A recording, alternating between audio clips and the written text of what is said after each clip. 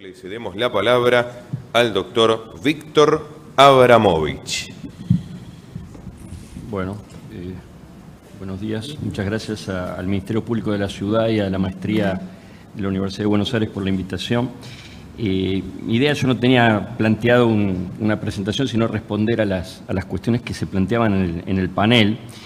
Y me parece interesante, en función de la pregunta que hacía Mariela, cotejar un poco lo que es el litigio en el sistema interamericano de derechos humanos con la amplia gama de procesos que se pueden tramitar vinculados con derechos fundamentales, pero ante los tribunales nacionales. En algún sentido, como señalaba Claudio Grossman y también Pablo, es indudable que, sobre todo los casos que se litigan ante la Corte Interamericana, uno puede pensar 15, 20 casos por año, son todos casos que tienen detrás una agenda que trasciende a las partes del caso, donde, como bien se señalaba, el sistema de casos es una herramienta, una plataforma dentro de la cual el sistema realiza también un trabajo de promoción de derechos, de supervisión, de señalamiento de temas que son claves en las realidades cotidianas de los países.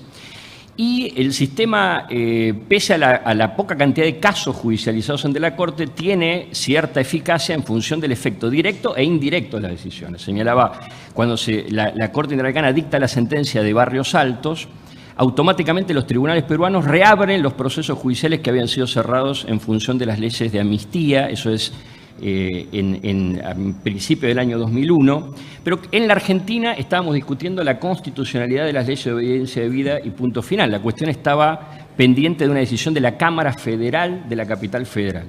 En julio, 2 meses o 3 meses después que había dictado la Corte Interamericana Barrios Altos, la Cámara Federal dicta la sentencia en el caso Simón y cita Barrios Altos. O sea que eso muestra no solo el efecto directo de la decisión sobre los procesos peruanos, sino como un efecto cascada de la decisión en otros ámbitos que directamente no habían tenido participación directa en el caso. Ahora, ¿qué caracteriza los casos estructurales o complejos? Bueno, es un tema. A mí no me gustan mucho las definiciones, creo que el mejor análisis es el de la tesis, yo que recomiendo la tesis de Mariela Puga, el capítulo primero tiene el mejor relevamiento sobre literatura a nivel regional sobre definiciones de litigio estructural y de litigio complejo, y yo comparto algo de lo que ella plantea en términos generales. Lo que diferencia este tipo de casos es que la cuestión que se debate en el caso trasciende el interés de las partes del caso. Son casos, de alguna manera, que avanzan en cuestiones que van más allá de la relación bilateral de los casos tradicionales, donde hay una parte actora, una parte demandada, una resolución de suma cero, donde una gana y otra pierde. Estos son casos complejos, la trama de intereses que está en juego es compleja, la decisión nunca resuelve el conflicto, como máximo puede orientar una decisión del conflicto o gestionar el conflicto.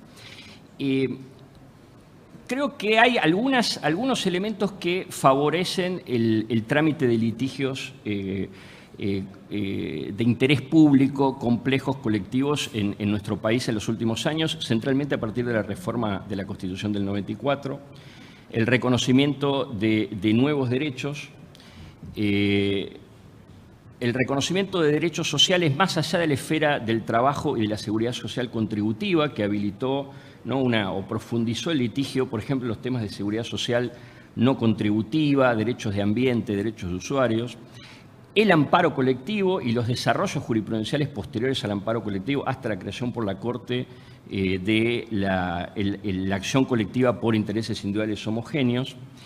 Y creo que también un elemento que favorece ese tipo de litigios en la Argentina es la existencia de una sociedad civil organizada, movilizada, que históricamente utilizó, aun cuando no confiara mucho en las instituciones judiciales, utilizó las instituciones judiciales en el marco de estrategias de movilización por derechos más amplias. Pienso, la mayoría de las organizaciones, uno de los primeros movimientos sociales por derecho, el movimiento de derechos humanos, aún en dictadura utilizaba el recurso del habeas corpus, para generar registro público sobre los casos, incluso habeas corpus colectivos para sistematizar denegaciones de justicia.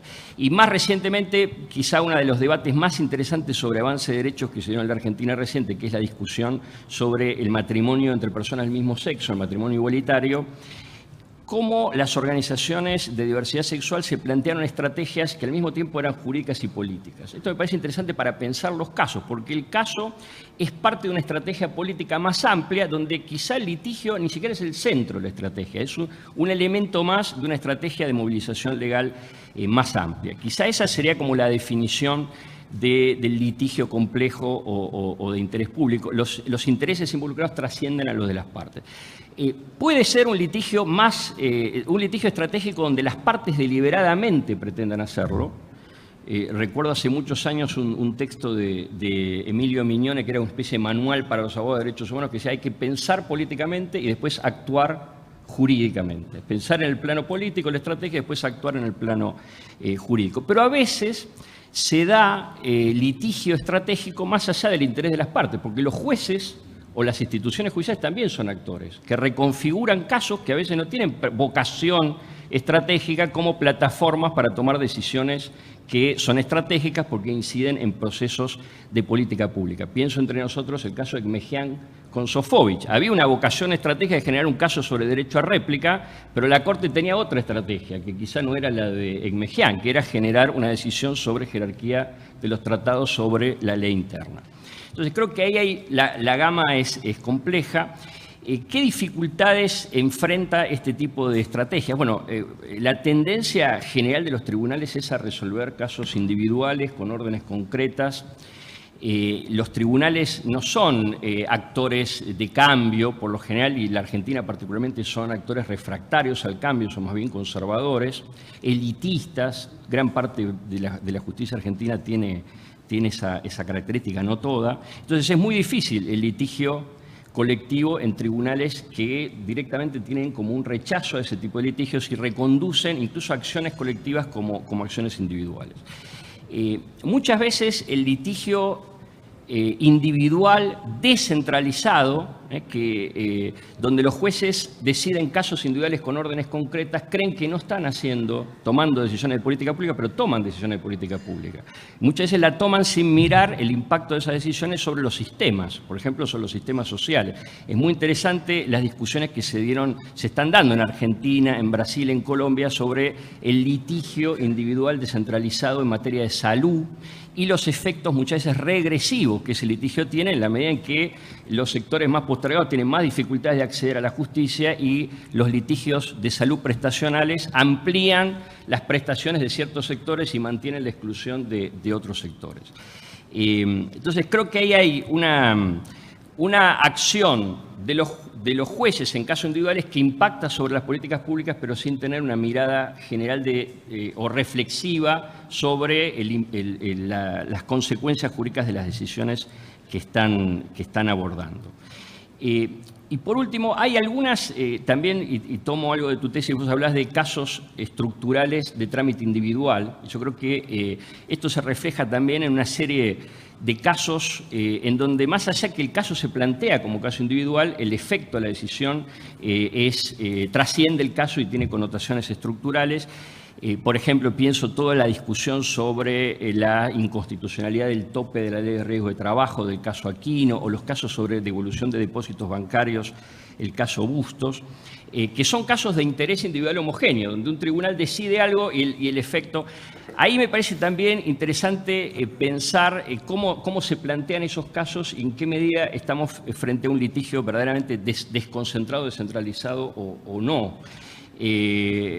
Creo que, por ejemplo, viendo un poco también las discusiones que se están dando ahora en el ámbito de la justicia, el litigio desconcentrado pero de interés individual homogéneo que se da en la esfera laboral y de seguridad social contributiva, en apariencia es desconcentrado, pero hay actores que lo vinculan, ¿no? Yo pienso que los sindicatos son un actor central de organización del litigio laboral en la Argentina, las redes de abogados laboralistas, el litigio previsional incluso está bastante concentrado, son pocos estudios que hacen ese tema, y donde se presenta como un litigio mucho más desconcentrado es en los temas de salud y en los temas de seguridad social, pero en la esfera de lo no contributivo. Por ejemplo, todas las cuestiones vinculadas con pensiones, con programas no contributivos. Y ahí creo que faltan actores que puedan, en el marco del litigio descentralizado, poder concentrarlo, por ejemplo, en acciones colectivas.